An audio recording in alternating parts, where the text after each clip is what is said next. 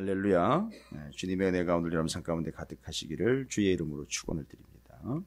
자, 이제 구조상 그렇습니다. 창세기의 가인과 아벨 이야기가 형제지간의 이야기라고, 형과 아우의 이야기인데 의인과 악인의 이야기로 대조가 되고 있습니다. 이 형제들 이야기로 성경의 스토리가 이렇게 풀어져 가고 있는 그 구조를 전체적으로 이야기를 좀 드리면, 그 유명한 형제들 이야기가 많이 나오지 않습니까? 가인과 아벨이 있고 에서와 야곱이 나올 것이고, 이제 신약으로 가면 이 모든 이야기들을 형과 동생의 이야기, 구약에서는 이 형과 동생의 이야기를 이스라엘의 12지파 이야기도 또 풀어가지요. 레위 지파와 나머지 11지파의 이야기로. 왜냐하면 그 레위 지파는 11지파를 대신해서 하나님께 드려진 자가 되었고, 드려진 자가 되었다라는 것은 맏형, 첫 번째 것이 드려졌다는 얘기고, 반대로 애굽의 경우는 제일 첫 번째 것이 다 죽었고, 이스라엘에게는 첫 번째 것이 드려지기 때문에, 그래서 살았기 때문에 이스라엘 전체를 대신하여 첫 번째 것이 하나님 앞에 드려진다 해서 레위 지파가 대신하여 드려지는, 그래서 그 레위 지파에서 제사장이 나와 하나님 앞에 나아가고 그 제사를 담당하는 몫을 감당했던 그 레위 지파 이야기가 맏형과 그의 형제들 이야기로 진행됩니다. 그래서 가인과 아벨, 에서와 야곱, 레위와 11지파의 이야기, 이 모든 스토리들을 다 정리를 해서 진정한 맏형의 이야기가 바로 예수 그리스도의 얘기죠. 우리의 맏형 되시는 바가 예수 그리스도가 계시니 이는 그 형제를 위하여 목숨을 대신 내어준 바다라고 이야기합니다. 그래서 형제를 위하여 목숨을 내어준 바가 된 예수 그리스도의 이야기와 스토리가 왜 완성이고 빛을 발하느냐 하면, 형제를 때려 죽이고 자기의 의를, 자기의 부족함과 자기의 부족함을 숨기기 위하여 의인된 의로운 아벨을 죽여버린 그 이야기와 대조를 이루고 있기 때문에, 그 이야기가 그 부족했던 인간사의 스토리를 예수 그리스도의 구원의 이야기로 완벽하게 커버를 해버린 얘기죠. 이렇게 전체적인 스토리를 좀 이해하시면 연결이 가능할 거라고 보고요. 오늘 본문 말씀에서는 이제 바로 그 예수 그리스도께서 우리의 목숨을, 우리의 사랑, 또 우리를 위하여 직접 당신의 목숨을 버리신 이야기가 기록이 되어 있습니다. 그가 우리를 위하여 목숨을 버리셨으니, 누구와 다르다는 얘기죠? 12절에 가인과 달리 예수 그리스도께서는 형제인 우리를 위하여 목숨을 버리셨다. 실제로 버리셨다라는 얘기죠. 실제로 십자가에 달리셨습니다. 실제로 행동으로 옮기셨습니다. 절대 그 행동을 번복하지 않으셨습니다. 끝까지 이루어내셨지요. 이유가 뭘까요? 우리를 사랑하시기 때문이라는 겁니다. 자, 그러면 오늘 본문에서 이야기하고 있고, 사도 요한이 요한 1서의 후반부로 가면서 무엇을 이야기하느냐 하면 행위에 대해서 이야기합니다. 여러분, 행위는 어디서 나오는 겁니까? 무슨 일의 조건으로 주어지는 게 행위가 아니라는 거죠. 야고보 사도도 그랬고, 바울 사도도 그랬고, 요한 사도도 그렇습니다. 행위에 대한 정확한 정의들을 내려주고 있어요. 정의라 하면 뭐 철학적이나 학문적인 정의가 아니라 실질적으로 복음이 말하고 있는 행위에 대한 거예요. 그런데 복음은 행위단 이런 거다라고 이야기하지는 않습니다. 당신들이 복음을 받아들였는데 그 복음을 받아들인 당신들은 행위란 이런 거다, 이렇게 해야 된다, 저렇게 해야 된다라는 것들로 구체적으로 우리에게 목적한 바로 계명으로 주시는 바는 아니에요. 그 복음과 관련된 행위는 이런 겁니다라고 설명을 해주지 않습니다. 이유가 뭘까? 행위란 이런 거예요. 여러분이 행동으로 옮기는 건 이런 겁니다, 이런 겁니다 얘기를 하지 않습니다. 왜일까요? 사도 요한도 그렇고 바울도 그렇고 야고보 사도도 그렇습니다. 행위란 정의를 내려서 이해시키는 게 아니라 은근히 기다리고 있어요. 뭘 기다리고 있는 겁니까? 당신들이 믿음을 가졌고 복음을 받았는데 한번 봅시다, 뭐 이런 거겠죠. 뭔 얘기입니까? 행위가 어떤 것의 조건이 되는 게 아니라 행위가 이미 결과가 되어버렸다는 것이죠. 결과라 하면 열매라고도 이야기할 수 있고 결실이라고 할 수 있습니다. 행위는 이런 겁니다. 무엇을 위한 이런 조건입니다. 무엇을 위한 선제 조건이요, 무엇을 위한 앞선 것입니다가 아니라 주님이 사랑하셔서 당신들을 위해 목숨을 버리시지 않습니까? 형제요 맏형이신 예수 그리스도께서 직접 죽지 않으셨습니까? 들으면 뭔가 떠오르는 게 있습니까? 느껴지는 게 있습니까? 믿겨지는 게 있습니까? 라고 마치 우리를 닥달을 하는 것 같은 느낌입니다만, 우리에게 요구하는 바는 그거예요. 바로 이렇게 해서 예수님은 직접 당신을 위해 죽으셨습니다. 라는 걸 계속 얘기를 해요. 복음을 이야기합니다. 그리고 우리에게, 우리를 이렇게 지켜보며 관찰하는 바는 뭐냐면 어떻게 행동을 하나 이렇게 이제 지켜보는 개념이죠. 바로 우리가 이 행위라는 것을 어떤 결과를 위한 조건으로 심어서 그 결과를 결실로 얻어가고 캐가기 위한 아주 얄팍한 상술에 이미 물들어버린 현대의 기독교와 현대의 그리스도인들의 삶에서는 이해가 안 되고 용납이 안 되는 것이죠. 뭡니까? 본문 사도 요한이 말하려고 하는 것은 형제를 위해 자신의 목숨을 내어준 자가 되신 예수 그리스도. 우리는 우리의 맏형 되시는 예수 그리스도의 그 죽음으로 당신을 내어주신 행위를 한번 봅니다. 율법의 완성이에요. 그리고 그 자체가 사랑이에요. 그래서 예수 그리스도, 우리의 맏형 되시고 우리를 대신하여 죽으신 예수 그리스도의 그 행동은 율법의 완성이고 사랑 그 자체예요. 따라서 행위의 의미는 뭐냐면, 행위의 의미는 단순한 율법을 순종하는 걸 넘어서 율법의 본질입니다. 율법의 완성이에요. 왜일까요? 시켜서 하는 개념이 아니라 내가 예수를 믿기에 뭘 믿습니까? 나를 위하여 죽어주신 예수를 믿기에 이제 나는 어떤 행동으로 나온다는 거죠? 나를 대신하여 죽으신 예수 그리스도를 너무너무 사랑하기에 예수 그리스도처럼 형제를 사랑하게 된다는 거지. 형제를 사랑해야 네 삶이 부자가 되고 형제를 사랑을 해야 네 사업이 잘 된다라는 조건과 이유로 행동이 나오는 건 아니라는 거죠. 아주 명백한 차이를 가지고 있습니다. 우리는 왜 이 새벽에 나오는 겁니까? 따라서 우리는 나오지 않는 것을 탓할 필요가 없어요. 나오지 않는 이들을 뭐라 할 필요가 없습니다. 그냥 내가 왜 이 새벽에 이 피곤함을 무릅쓰고 여기 나와 앉아 있는 겁니까? 오늘 여기 나와 앉아 있으면 오늘 하루가 잘 되는 겁니까? 풀리는 겁니까? 연결고리가 어떻게 잘 이어지는 겁니까? 아니요. 그저 일찍 나오고 싶은 거죠. 그저 제일 먼저 만나 뵙고 싶은 거죠. 제일 먼저 예배하고 싶은 거죠. 제일 처음 것을 드리고 싶은 거죠. 제일 처음을 함께하고 싶은 거죠. 그런 겁니다. 그러니까 해라 말아라를 강요할 필요도 없는 겁니다. 알아서 되면 되는 거죠. 여러분, 행위는 뭡니까? 맞습니다. 행위는 율법의 조건이 아니에요. 율법의 완성입니다. 예수 그리스도를 온전히 믿으니 뭐가 믿겨지는 겁니까? 나를 위해 대신 죽으신 큰형님의 은혜와 사랑이 느껴지니 그 큰형님을 향한 맏형을 향한 사랑이 이 안에서 불일 듯 일어나며 들끓는 겁니다. 그러니 이제는 제가 누누이 말씀드립니다. 시키지 않아도 하게 된다라는 행위입니다. 그래서 행위는 믿음의 하이라이트예요. 어떤 조건을 이야기하는 거예요. 그래서 행동하는 걸 보고 믿음이 얼마나 큰지 작은지를 따져 묻는 기복신앙 이런 거 말고요. 이 행위는 믿음을 가진 자들의 하이라이트예요. 내가 너무너무 은혜를 받았으며 내가 너무너무 큰 사랑을 받았으며 내가 구원을 받았으니 이제 내가 그 구원받은 자의 은혜와 사랑에 합당한 삶을 살아가는 것, 그게 바로 행위라는 겁니다. 그래서 행위는 믿음의 조건과 여건이나 근거가 아니라 행위는 믿음의 하이라이트예요. 그래서 믿음이 있고 없고를 보여주기 위함도 아니에요. 믿음이 있으면 행위가 나타나게 되어 있다는 거죠. 자연스러움. 그래서 오늘 본문 말씀에서는 참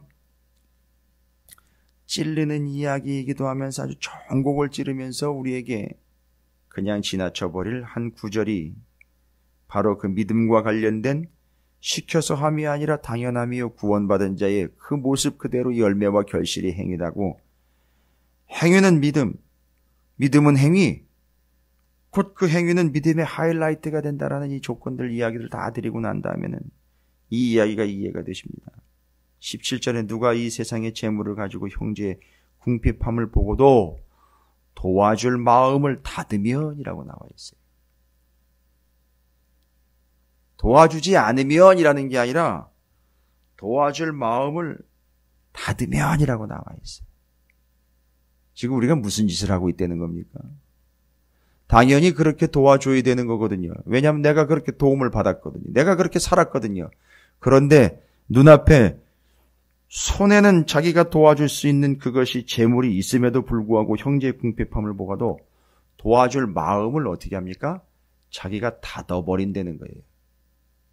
지금 보십시오. 행위를 제한을 하고 있어요. 뭔 얘기입니까? 행위를 제한을 하고 있어요. 스스로 마음을 닫아버린다는 얘기예요. 도와줄 마음을 닫아버린다는 얘기는 여러분 도와줄 마음의 발목을 붙잡는다 뭐 이런 얘기일 거예요. 도와줄 마음을 발목을 묶어버린다 뭐 이런 얘기일 거예요. 여러분 이게 뭔 얘기입니까? 예, 믿음이 없다는 얘기예요. 결론은. 그런데 이걸 뭐라고 얘기를 했습니까? 사랑이 없다는 말로 얘기를 하는 거죠. 왜요? 여기는 나와 있는 말이 사랑이라고 이야기하면서 형제 사랑을 얘기를 하는데 그 사랑이라는 것은 우리의 행위가 아니라 믿음이에요.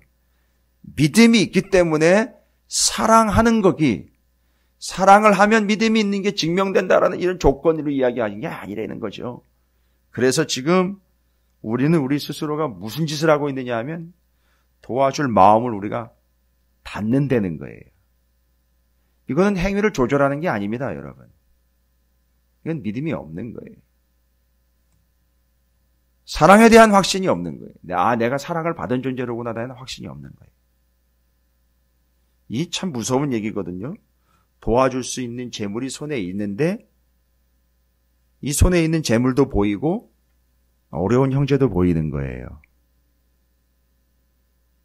이건 뭐 선한 사마리아인 비유의 이야기를 들어서도 얘기를 들을 수 있는 것이고 내가 주님께 어떻게 구원을 얻었고 내가 지금 누리고 있는 이 구원받은 자의 삶이 어떤 것인지에 대한 믿음이 없으면 도와줄 마음을 탁탁 닫아버릴 수밖에 없다는 것이죠. 자, 이제 우리에게 뭘 요구합니까?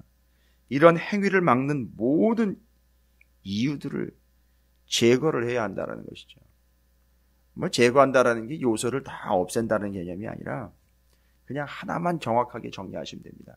내가 어떤 사랑을 받았고 내가 어떻게 구원을 받았는지만 절대 안 잊으면 되는 거예요. 절대 잊지 않으면 됩니다. 내가 어떤 사랑을 받았고 내가 어떻게 구원을 받았는지에 대한 정확한 명확한 근거를 가지고 살아가면 됩니다. 그러면 그들을 뭐라 탓할 필요도 없는 것이고 그들에 대해서 이러쿵저러쿵 이야기할 자격도 안 되는 것이고 그들이 어렵고 힘들면 그냥 도와주면 많은 거예요. 그냥 주면 많은 겁니다. 그걸 가지고선 또 그렇게 했으니까 어떤 결과를 요구하는 그런 개념은 아니라는 거예요. 그건 믿음도 아니고 그건 사랑도 아닌 거예요. 주님이 나한테 목숨을 내어주시고는 야 내가 너한테 목숨값으로 이렇게 줬으니까 나한테 뭘 주겠느냐 한 번도 얘기하신 적이 없어요. 되게 그렇게 지긋지긋하게 말을 안 듣는데도 주님은 야 내가 너한테 그렇게 했는데 어떻게 네가 나한테 그럴 수 있느냐라고 한 번도 따져 묻지 않으셨어요. 여러분 이게 진짜 사랑 아닙니까? 근데 우리는 그런 사랑이 느껴지더라는 거예요. 야 내가 그럼에도 불구하고 주님은 한 말씀도 안 하시는 거예요. 아싸 그게 아니에요. 너무너무 창피하고 너무너무 죄송한 거죠. 이제 나도 입을 닫는 거예요. 이제 나도 더 이상 뭘 이야기할 게 아니라 그냥 하는 겁니다. 그저 하는 거예요. 그렇게 사랑하게 되는 거예요. 여러분 형제를 사랑하며 제가 그냥 결론적으로 이야기 드리면 형제를 사랑하면요. 그래서 그냥 단도직입적으로 얘기할게요. 진짜 형제를 사랑하며 그 형제를 사랑하는 게 아니에요. 주님을 사랑하는 거예요. 그게 더 크기에 그를 사랑하는 거예요. 그래서 사람들 눈에는 그게 커 보이는 거예요. 눈앞에 보이는 사람 사랑하는 게 커 보이는 거예요. 아니요.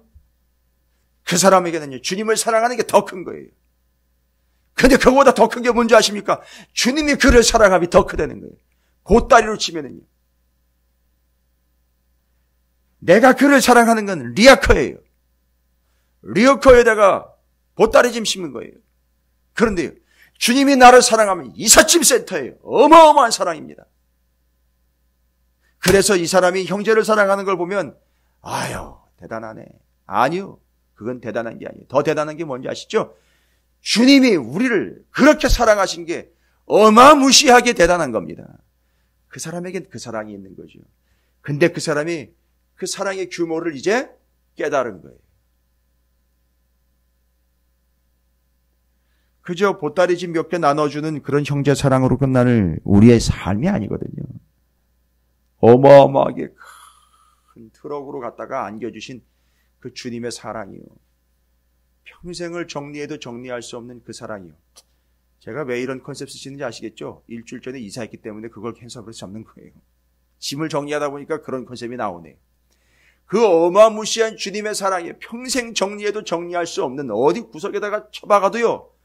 죄송합니다. 어디 구석에다 갖다가 다 박아놓고 박아놓을 데가 없어가지고 다 드러냈 어디에 둘래도 둘 수 없을 정도로 그렇게 큰 사랑. 이 요한복음에서는 그 주님의 사랑을 그 주님의 행위를 기록하여 이 세상에다가 갖다 두면 이 세상 어디에다 둬도 다 부족할 정도로 어마어마한 주님의 그 행위, 사랑. 맞아요. 우리에게는요 어디에다가 둘래요? 다 갖다가 둬도 다 둘 수 없는 그 어마무시한 사랑. 그 큰 사랑 때문에 이 사람이 개나리 보침 나눠주는 거예요. 그 형제한테. 그 형제 사랑을 보고 그 보따리 하나 보고 야 대단하다. 아니요. 그보다 더 대단한 이삿짐 센터를 보세요. 주님이 우리에게 얼마나 큰 사랑을 갖다 안겨주셨는지. 그래서 그 사람이 그 사랑의 크기와 단위를 알기에 형제를요. 그렇게 사랑하는 거예요. 그렇게 사랑하는 겁니다. 제가 요한일서 본문 말씀을 이렇게 묵상을 하면서 어제는 뜻하지 않게 동영상 하나를 묵상은 아니에요. 한 두세 개를 이렇게 보게 됐는데 다른 영상이 아니라 뻐꾸기의 영상이에요. 근데 이게 뻐꾸기가 아주 교활한 짐승이더라고요. 보니까 뻐꾸기가 뻐꾸기 알을 다른 새의 둥지에다 갖다가 놔놔요. 걔 알의 크기도 차이가 있을 뿐만 아니라 부화 시기가 차이가 있더만요. 이 뻐꾸기가 뻐꾸기 둥지가 아닌 다른 새의 둥지에다 갖다가 알을 놔놓고 가버리면 이 뻐꾸기가 먼저 부화가 됩니다. 이게 먼저 부화가 돼가지고요. 그 원래 둥지에 그 새의 다른 알들 시기가 지나면서 다른 알들이 부화가 되면은요. 이 뻐꾸기가 태어나가지고 힘도 못 쓰는 게 뭐의 혈안이 되느냐 하면 그 둥지에 있는 다른 알들과 다른 부화한 새끼들을요. 그 조그만 게요. 등으로 밀어가지고선 다 바깥으로 떨어뜨려요. 그리고 지 혼자 남아요. 여러분 이건 잔인하기 이를 데 없는 사기극입니다. 그걸 이렇게 보고 있다 보니까 세상에 교회 안에도 다 그 영상이 들어있는 거지. 저 혼자 살겠다고 내지는 조금 먼저 태어나고 먼저 좀 개체로서 등치가 좀 있다 보니까 다른 원래 주인을 쫓아내고는 지가 거기서 등치가 이렇게 컸는데도요. 원래는 어미가 아니죠. 그 큰 그 새가요. 그 자라나가지고선 뻐꾸기가 더 커요. 그 원래 새보다, 어미 새보다. 그런데도 계속 갖다 물어주는 거예요. 이러면 이건 사기입니다. 그렇죠. 교회 안에 그런 존재들이 있더래요. 다른 거 다 쫓아내고 자기 혼자 남아가지고 자기가 다 받아먹겠다는 개념입니다. 이런 심산. 그게 느닷없는 얘기가 아니라 이렇게 자기가 독립적으로 자기가 살궁리를 하면서 다 쫓아내고 자기 혼자 남아서 자기가 자력갱생 해보겠다는 사람. 아니요. 주님이 얼마나 그 큰 사랑으로 우리를 여기까지 이렇게 오셨는지 그게 깨달아지면 이제 우리는 그 사랑으로 나 혼자 나만 유일하게 내가 최고야 다른 걸 다 밀어내고 다 떨어뜨리고 자기 혼자 남아 자기를 독보적인 존재로 드러내는 게 아니라 오히려 형제를 위하여 자기가 자리를 내어주는 자가 된다라는 사실. 이게 주님의 사랑이 아니면 불가능하다. 주님이 그렇게 하셨고. 그래서 이제 우리는 어떻게 해야 됩니까? 행위에 대해서 정의를 내렸어요. 요한이요. 행위에 대해서. 행함은 여기 본문에서 이야기하고 있는 이 행함은 맞아요. 믿음의 하이라이트예요. 여러분 또 행함을 보고 믿음을 판단하거나 이런 근거로 삼지는 마십시오. 이건 자연스러운 거니까 그 행위는 자연스러움으로 갑시다. 얼마나 큰 사랑을 받았는지에 대한 결론이니까요. 그리고 믿음으로써 우리는 행함이 무엇인지를 이야기합니다. 오늘 본문 말씀에서 이로써 우리가 19절입니다. 이로써 우리가 진리에 속한 줄을 안다. 뭐예요? 행동하는 거 보면은요. 행동하는 걸 보면 그게 진리에 속한 건지 아니면 사심이 있는 건지 우리는 알 수 있잖아요. 또 우리 마음을 주 앞에서 굳세게 하리니 20절 우리는 우리의 마음이 혹 우리를 책망할 일이 있어도 하나님은 우리 마음보다 크시고 모든 것을 아시기 때문이라. 이거 뒤에서 이어지는 말씀입니다만 어찌되었든 주님이 다 아시는 바이죠. 그래서 18절에 그 행위에 지침으로써 주시면서 본문이 명확하게 우리의 행위는 어떤 행위가 되어야 할지에 대한 결론을 내려줍니다. 자녀들아, 우리가 말과 혀로만 사랑하지 말고 행함과 진실함으로 하자라고 나와 있어요. 행함과 진실함. 행함과 진실함은 말 그대로예요. 행함은 진짜 행함이죠. 그 다음에는요, 진실함은요, 진리를 이야기합니다. 진리는 말씀을 얘기하는 거예요. 다른 게 없죠? 행함과 말씀이에요. 뭔 얘기입니까? 이게 뒤에 나오는 것 때문에 그냥 미리 말씀드릴게요. 진실함과 행함이 순서가 돼야 될 것 같아요. 왜냐하면 말씀이 주고 말씀대로 사는 걸로 이야기하는 것 같은데 행함과 진실함으로 해서 행함이 앞에 나와 있어요. 여러분, 먼저 행하라는 거예요. 먼저 행하라는 겁니다. 이건 말씀이 있기 전에 뭘 행하라는 개념이 아니라 말씀이 있는데 우리가 말씀하셨잖아요. 우리에게. 우리의 행함이 먼저 가라는 거예요. 따지지 말고 행함을 먼저 하라는 얘기예요. 여러분 이거 지침입니다. 근데 근거는 뭐가 된다? 말씀에 근거하라는 거예요. 자기 감정적으로 자기 생각대로 하지 말고 행함을 먼저 말씀에 근거해서 하라. 이거 원칙입니다. 이 다음은 그 다음에 본문으로 설명을 드릴게요. 왜 이렇게 되는지 아시겠죠? 근거는요. 그 복음과 사랑이 먼저 우리에게 이해가 됐고 믿겨졌기 때문에 행함이 나오는 것이에요. 그래서 행함이 먼저고요. 뭘 말씀 진리 뭘 따져가지고 이야기하는 거 그런 거 말고요. 예. 사마리아인 비유 아시잖아요. 사마리아인이 뭐 따졌습니까? 아니요, 안 따졌어요. 그냥 도와줘라라고 그랬단 말이에요. 그렇게 행함 그게 먼저고요. 그 다음 진실이라는 말은 말씀인데 그걸 따져보라는 얘기로 이야기하지 마시고 원칙은 행함과 진실이에요. 계속 우리는 삶은요 행동하는 거고요. 그런 말씀이 계속 행동과 말씀으로 가는 거예요. 그런데 순서상으로는요 말씀을 따져가지고 행동으로 옮기지 마시고요. 행동을 먼저 옮기시고 난 다음에 그 근거는 말씀이다라는 거를 벗어나지 말라는 겁니다. 이게 원칙입니다. 사도 요한이 지금 이거 원칙 주고 있어요. 따라서 우리가 먼저 구원을 얻은 자로서 행함은 원칙이보다 먼저다라는 거예요. 행함이 먼저다. 따지는 것 뒤다. 잊지 마십시오. 그것이 주님의 사랑이 우리에게 전해진 바 결과라고도 이야기할 수 있는 겁니다. 사도 요한이 말하고 있는 이런 행위, 믿음의 하이라이트, 여러분의 삶이 그렇게 행위의 삶이 되시기를 주님의 이름으로 축원을 드립니다. 자, 오늘 말씀 기억하시면서 이렇게 기도하시면 될 것 같아요. 내가 뭘 어떻게 해서 이런 조건 달지 마시고요. 제발 이제 나의 삶과 행동을 통해서 믿음이 증명됐으면 좋겠다. 이거 기도하십시오.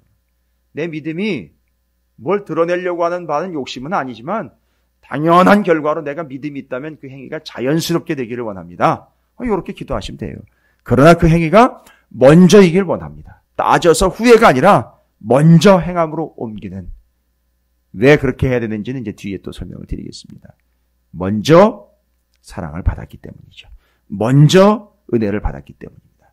먼저 사랑해 주셨기 때문입니다. 그래서 먼저 행동으로 옮기시면 됩니다. 잊지 마십시오. 나 오늘 여러분이 그 선택의 상황에 여러 번 놓이실 거예요. 그럼 오늘 말씀 잊지 마시고 그렇게 옮기시면 됩니다. 자, 주의 이름을 한번 부르시고 주여 내 믿음이 그 행위로 분명하게 증명이 되고 먼저 행위 후 말씀, 진리 그리고 말씀과 진리, 행위로 우리의 믿음이 온전히 되는 삶 살겠습니다. 주의 이름을 한번 부르시고 함께 기도합니다. 기도하겠습니다.